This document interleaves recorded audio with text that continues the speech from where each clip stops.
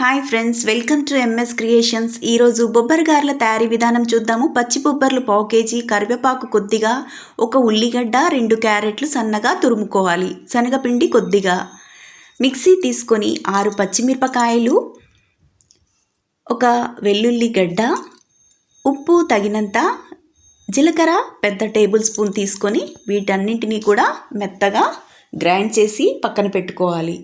పచ్చి బొబ్బర్లను కూడా గ్రైండ్ చేసుకోవాలి. పచ్చి బొబ్బర్లను గ్రైండ్ చేసుకున్నప్పుడు కొద్దిగా పొడి పొడిగా ఉండే విధంగా ఇలా గ్రైండ్ చేసుకోవాలి. చూస్తున్నారు కదా, ఇవన్నీ ఎంత కలర్ఫుల్గా కనిపిస్తున్నాయో. శనగపిండి ఒక్కటి తీసి పక్కన పెట్టేసి మిగతా అన్నింటినీ కూడా అన్నీ కలిసే విధంగా కలుపుకోవాలి. చూస్తున్నారు కదా ఎంత కలర్ఫుల్గా కనిపిస్తుందో ఈ మిశ్రమం అంతా కూడా. చివర్లో దీంట్లో శనగపిండిని ఒక పెద్ద టేబుల్ స్పూన్ తీసుకొని దీంట్లో వేసి మొత్తం కలిసే విధంగా కలుపుకోవాలి. స్టవ్ వెలిగించి బాణీ పెట్టి వేడయ్యాక ఆయిల్ వేసి పిండిని ఇలా గారెలుగా ఒక్కొక్కటిగా వేసుకోవాలి. నేనైతే ఇలా చిన్నగా వేసుకున్నాను, ఎందుకంటే లోపలంతా కూడా గారె కాలి చాలా క్రిస్పీగా ఉంటుందండి.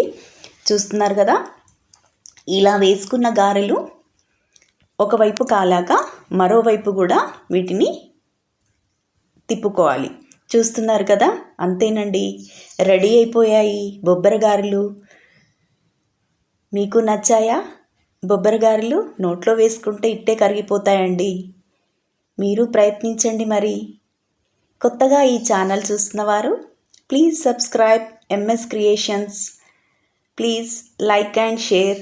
Thank you for watching.